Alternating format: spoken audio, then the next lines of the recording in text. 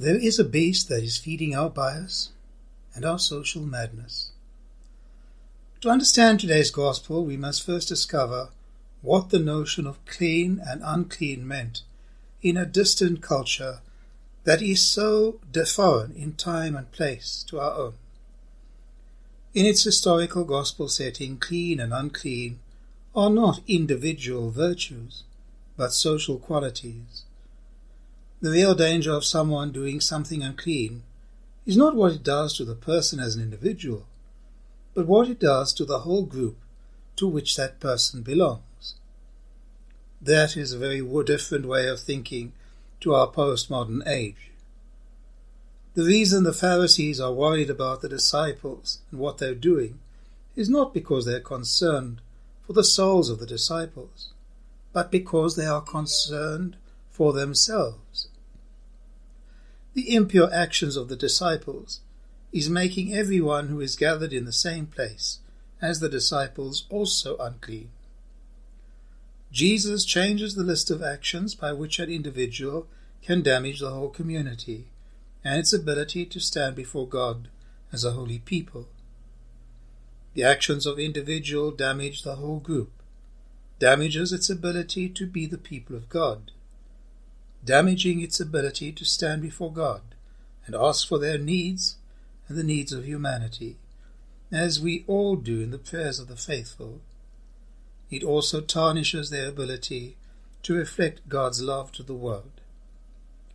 Each hearer of the gospel must ask how my own individual actions have not only damaged me as an individual, but has affected the making of the whole community unclean, unholy, unfit to stand before the world as the body of Christ. Jesus gives us a list of 12 such actions and motivations that affect the community. Among them, avarice, malice, deceit, indecency, envy, slander, pride, and folly. We could spend months studying this list and their effects on every community. Pride is, however, considered the original and most serious of this list. It is identified as a desire to be more important, more attractive, more acknowledged than others, and the failing to acknowledge the good works of others. Pride often hides behind the law, hides behind being right, being righteous, hides behind a face of virtue, respectability, self-sacrifice, and extreme diligence. Like the scribes and the Pharisees, it is often judgmental and self-righteous, and makes us completely blind to understanding the message of the gospel. Pride is the source of jealousy. Pride is the source of envy, malice, deceit, gossip, and the destruction of the community. And the fruits of pride are hatred, hurt, doubt, despair, darkness, and sadness. Dante's definition of pride was love of self, perverted to hatred and contempt for one's neighbour. But there is another type of evil that is more insidious and lies much closer within each one of our hearts, and which St. Augustine termed the absence of good.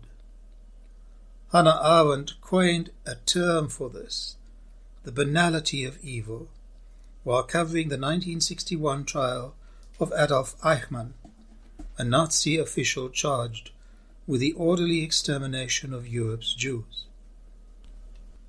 Arendt herself was a German Jewess exile struggling in the most personal of ways to come to grips with the utter destruction of European society. In a series of articles for The New Yorker that later became the book Eichmann in Jerusalem, a report on the banality of evil, Arendt tried to tackle a string of questions not necessarily answered by the trial itself. Where does evil come from? Why do people commit evil acts? How are those people different from the rest of us? Her conclusions are profound. People who do evil are not necessarily monsters. Sometimes they're just bureaucrats. Eichmann, she observed on trial, was neither brilliant nor a sociopath. He was described by the attending court psychiatrist as a completely normal man, more normal at any rate than I am after examining him. Evil, Aaron suggests, can be extraordinary acts committed by otherwise unremarkable people. Like Augustine, she saw that only good had any depth. Only good can be radical. Evil can never be radical. It can only be extreme, for it possesses neither depth nor any demonic dimension as yet, and this is its true horror. It can spread like a fungus over the surface of the earth and lay waste the entire world. Evil comes from a failure to think. It defies thoughts as soon as thought tries to engage itself with evil and examine the premises and principles from which it originates. It is frustrated because it finds nothing there. That is the banality of evil. Discovering how easy it is for each one of us to slip into fundamentalism and the banality of evil is something that takes most people by surprise, and it is a lesson we have to learn over and over again. Discovering the deeper meaning of the gospel as opposed to a trite message that suits us can also be a painful surprise.